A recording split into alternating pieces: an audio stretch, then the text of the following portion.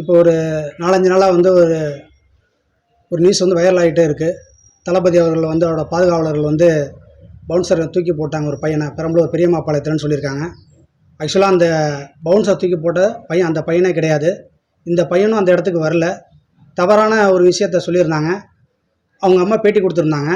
அந்த பேட்டியை பார்த்துட்டு திருப்பி அந்த பையனை கான்டாக்ட் பண்ணும்பொழுது அந்த பையன் இருந்துக்கிட்டு அது நான் கிடையாது, வெள்ளை சட்டையை பார்த்துட்டு யாரோ சொன்னதை வச்சு எங்கள் அம்மா பேட்டி கொடுத்துருக்காங்க அப்படிங்கிற மாதிரி சொல்லியிருந்தாப்புல. நீ அங்கே வந்திருந்தப்போ உனக்கு எதாவது சேதாரமானு கேட்டிருந்தா அப்படிலாம் எதுவும் கிடையாது, நானே கிடையாது அப்படின்னு சொல்லி அந்த பையன் சொல்லியிருந்தாப்புல. இப்போ யாரோட தூண்டுதல் பேர்லன்னு தெரில. இப்போ அந்த பையன் வந்து மறுபடியும் எஸ்பி ஆஃபீஸில் வந்து கம்ப்ளைண்ட் கொடுத்துருக்காப்புல. நாங்கள் இப்பயும் 100% சொல்கிறோம், அந்த பையனே கிடையாது. அந்த பையன் பவுன்சரால் தூக்கி போடவே இல்லை. இது ஒரு தவறான தகவல். ஆனால் வந்து யாரோட தூண்டுதல் பேருன்னு தெரியல. அவங்க வந்து இப்போ மனு கொடுத்து தளபதி மேலே வழக்கு பதிவு பண்ணியிருக்காங்க. இப்போ நீங்கள் சொல்கிறீங்க ஒரு இந்த பையன் இல்லைன்னு சொல்லிட்டு, யாராக இருந்தாலும் ஒரு தொண்டர் தானே, அது தூக்கி வீசினது எப்படி நீங்கள் பார்க்குறீங்க? தவறு தானே அது? இல்லை, அது ஒரு பாதுகாப்பு தூக்கி வீசலாம் கிடையாது. அவங்கள ஒதுக்கி தான் விட்றாங்க. பவுன்சர் பாதுகாப்பு வளையத்தை தாண்டி வரக்கூடாதுங்கிறது ஒரு லிமிட் இருக்கு இல்லைங்களா? எந்த ஒரு தலைவருக்குமே இருக்குது. அதை தாண்டி வராங்க. அவங்க ரசிகருங்கிற முறையில் வந்துட்டாங்க. அதை அவங்க தடுக்கிறாங்க. தூக்கிலாம் யாரையும் போடலாம். அந்த தள்ளி விடும்பொழுது அவங்க கீழே தொங்கிடுறாங்க. அதுதான் வந்து ஆக்சுவலாக இந்த பையனே கிடையாது.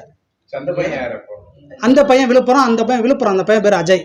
அந்த பையன் பேட்டி கொடுத்துருக்காப்புல. நான் தவறுதலாக தான் அந்த இடத்துக்கு போயிட்டேன், நான் போயிருக்கக்கூடாது அப்படின்னு சொல்லி. இந்த பையனும் தவறாக தான் போயிருக்காப்புல. போயிருக்கேங்கிறத இல்லை, சுத்தமாக கிடையவே கிடையாது அந்த இடத்துல இல்லை.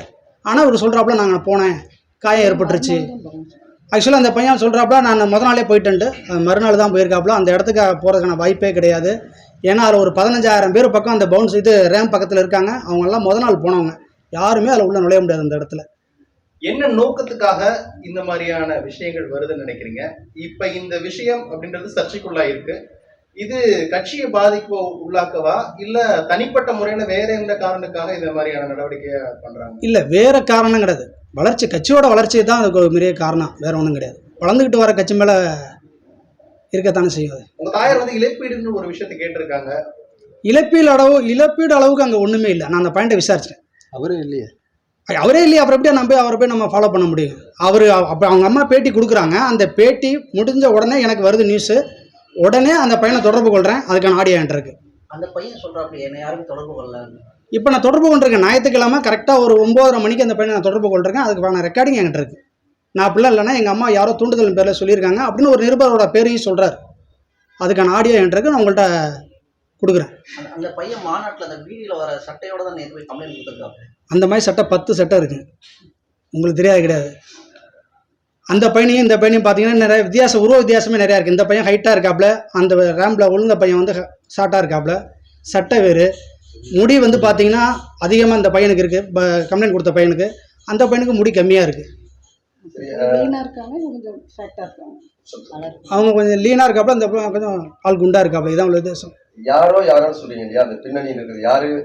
பின்னணியில் இருந்து இயக்குறாங்க உங்களை அந்த பையனை? சரத்குமார் இல்லை, தளபதிக்கு பிடிக்காதவங்களா இருக்கலாம். தளபதி கட்சி டிவிக்கோட கட்சி வளர்ச்சியை பிடிக்காதவங்க கூட இருக்கலாம் இல்லைங்களா? வேற என்ன சொல்றீங்களா? வேற ஒன்றும் இல்லை. இது இந்த முழுக்க இந்த கம்ப்ளைண்ட், இந்த தகவல் வந்து தவறானது, பொய்யான விஷயம் நீங்க சொல்றீங்க. ஆமாம். விஜய் மேல வழக்கு பதிவாயிருக்கு. நாங்கள் எதிர்கொள்ள தயாராக இருக்கோம். அது பொய்யான வழக்குன்னு தெரியும். ஆனால் நாங்கள் எதிர்கொள்ள தயாராக இருக்கோம். அவங்களோட ஆதாரத்தையும் காட்டும், எங்களோட ஆதாரமும் எங்கள்கிட்ட இருக்குது. இப்போ அந்த பையன் நான் உழுவுலன்னு சொல்லி என்கிட்ட பேசியிருக்காப்புல. அந்த ஆதாரம் புகார் தருவீங்களா? நீங்க அவங்க மேல நடவடிக்கை எடுக்கிறதுக்கான புகார் அளிக்க தயாரா இருக்கீங்களா? இருக்கும். தலைமையோட ஒப்புதலை கேட்டுட்டு அதுக்கு என்னான்ட்டு நாங்கள் அடுத்த கட்ட நடவடிக்கை. இல்லைன்னு சொல்ல முடியாது, இருக்குன்னு சொல்ல முடியாது.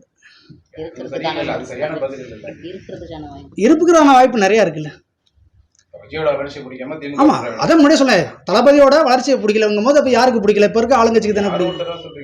இல்ல, ஆளுங்கட்சிக்கு தானே. விழுப்புரத்துல அந்த பையன் தொடர்ச்சியா வீடியோ போட்டுட்டு இருக்கான்.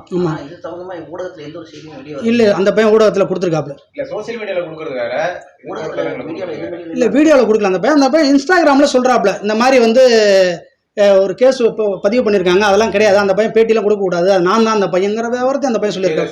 100 பேர் கூட பைசா கொடுக்கலாம். உளுந்த பையன் தான் கொடுக்குறேன். 100 பேர் கொடுக்கலாம், நான் தான் போனேன். ஆனா அந்த பையன் பொது வழியில வந்து நான் தான் அப்படின்னு அதிகாரப்பூர்வமா இல்ல கொடுக்க சொல்லிட்டாப்ல. அந்த பையன் சொல்லிட்டாப்ல. பொது வழின்னா ஊடகத்துல சொல்லல. அவன் தான் எனக்கு கொடுக்கணுன்ற அவசியமே இல்லைங்கிறான். நான் தளபதியை பார்க்க போனேன், நான் மேலே போனேன், அதெல்லாம் போய் நான் எப்படி கம்ப்ளைண்ட்டாக கொடுக்க முடியும்னு சொல்கிறாப்புல. ட்ரெண்ட ஃப்ரெண்ட் ஆக்கிக்கோங்க. தந்தி டிவியின் சப்ஸ்கிரைபர்ஸ் அண்ட் ஃபாலோவர்ஸ் குடும்பத்துல நீங்களும் இணையுங்க.